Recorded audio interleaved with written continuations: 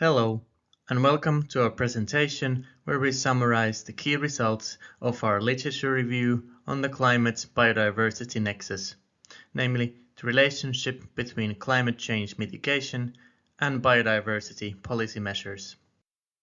Climate change and biodiversity loss are inseparable threats to humankind and must be addressed together.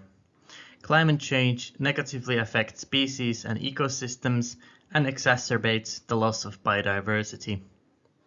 Biodiversity protection, on the other hand, helps to mitigate climate change. Climate change mitigation, such as changes in our energy systems and ecosystem management, is important to curbing the impacts of climate change. These mitigation measures may, however, come with adverse impacts on biodiversity. Therefore, acknowledging the interlinkages between climate and biodiversity is also necessary when evaluating the effectiveness of policies. This video presents a summary of a literature review that aimed to explore these interlinkages in an auditing context. As the government external auditors are increasingly conducting performance audits on climate policies, funding schemes, and individual measures, there's a risk that those audits may not pay attention to potential negative impacts of climate measures on biodiversity. Same might hold true in terms of biodiversity measures on climate. This review was conducted by Tiina Piiroinen, Uula Saastamoinen, and Marianne Aulake from the Finnish Environment Institute and commissioned by the National Audit Office of Finland.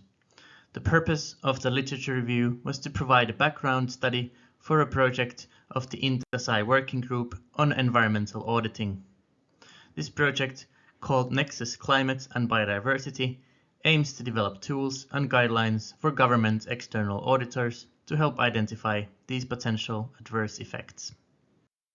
The literature review was conducted with searches using 2 global scientific databases and includes over 200 references addressing 4 ecosystem types: boreal forests, coral reefs, deserts and semi-deserts, and arid and semi-arid grasslands, and freshwater ecosystems. In this video, we present short summaries of the key results for each of these ecosystem types. Starting with boreal forests, the northernmost forests on Earth. Boreal forests are vital ecosystems and form the largest terrestrial carbon storage on Earth. Bio-based products from boreal forests, such as bioenergy, support the transition away from fossil-based economy. However, logging comes with adverse biodiversity impacts. The growing emphasis on renewable energy production, such as wind power and solar energy, raises concerns about potential habitat loss and alterations to boreal forest ecosystems. Energy development on boreal forests also disrupts habitats for bats and birds, affecting their migration and breeding patterns. As 2/3 of boreal forests are under management, balancing economic interests with ecological preservation is crucial. Carbon pricing may promote practices that enhance carbon storage and biodiversity, but may influence tree species selection towards more profitable species. Clear cutting impacts soil fungi and reduces biodiversity, while practices like tree retention can protect, for example, fungal diversity. Bioenergy and wood-based products play a pivotal role in boreal forest economies, affecting both carbon storage and biodiversity. Strategies like continuous cover forestry and promoting broadleaf species enhance biodiversity and climate resilience. However, certain practices, such as harvesting deadwood or stumps for bioenergy, may compromise both carbon storage and biodiversity. Moving on.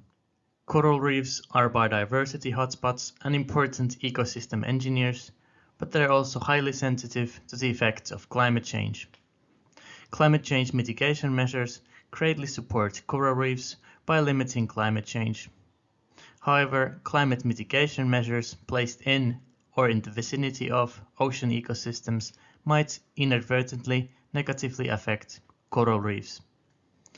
Ocean-based mitigation measures include actions such as utilizing oceans for renewable energy production, such as wave and tidal power, or utilizing oceans for carbon capture and storage.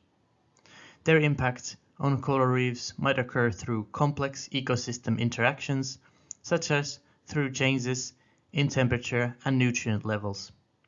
The interest in deep-sea mineral mining may rise with the increasing demand for rare minerals to support energy transition. Literature reviewed highlighted the need for caution and called for an international moratorium on deep-sea mining, as simulations have revealed significant negative biodiversity and ecosystem impacts, including coral reef contamination.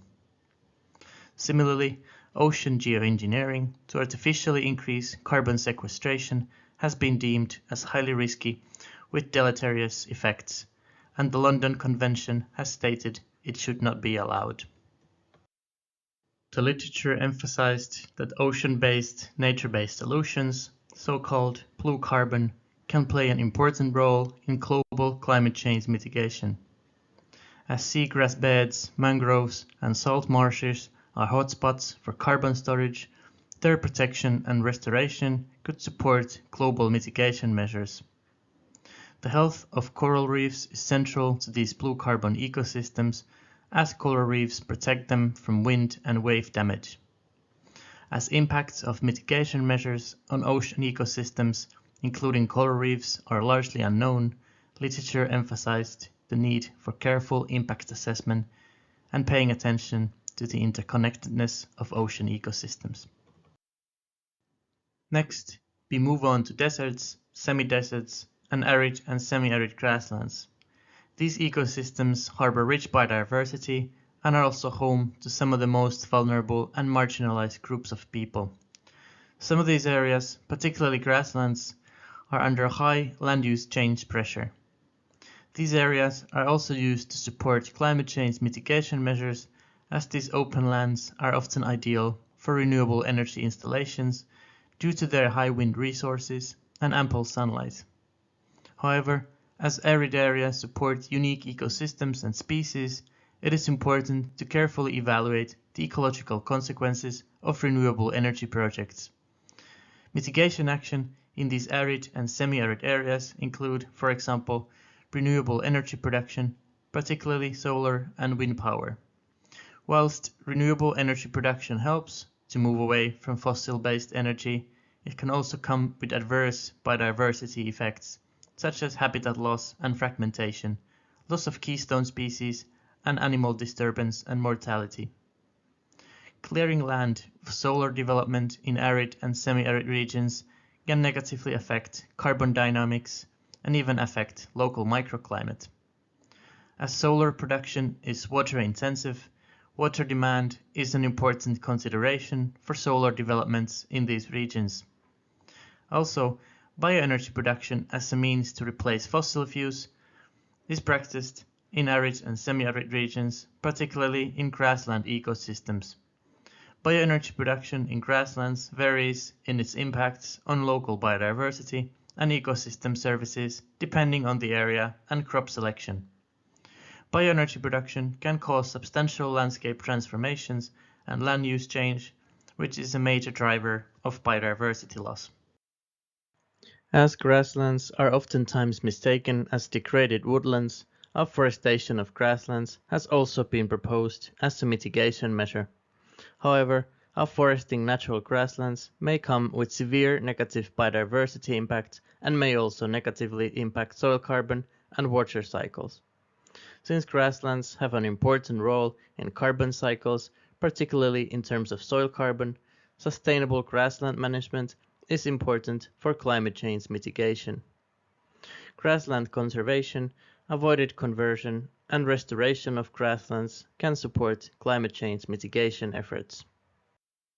Finally, freshwater ecosystems are crucial for supporting global biodiversity and contain a disproportionately high percentage of the world's species. Freshwater ecosystems also provide numerous ecosystem services that benefit human societies. Human impacts have, however, degraded freshwater habitats and groundwater systems. Energy production is highly water intensive and has multiple biodiversity impacts on the surrounding nature. Biodiversity protection policies could establish standards for assessing the impacts of renewable energy projects within their scope. For example, dams have various negative effects on water flow, cause habitat fragmentation, and pose risks to fish. Small-scale, run-of-the-river hydropower schemes generally have fewer negative impacts on biodiversity compared to large dams, but the impacts should be assessed from installation to decommission.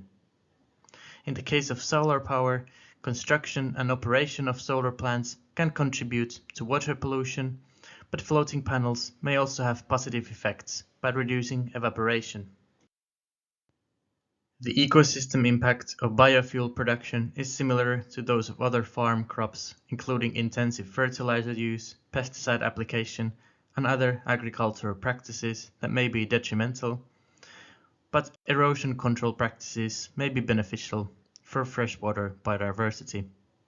Efforts to manage inland water ecosystems in a sustainable way can have significant benefits for biodiversity conservation.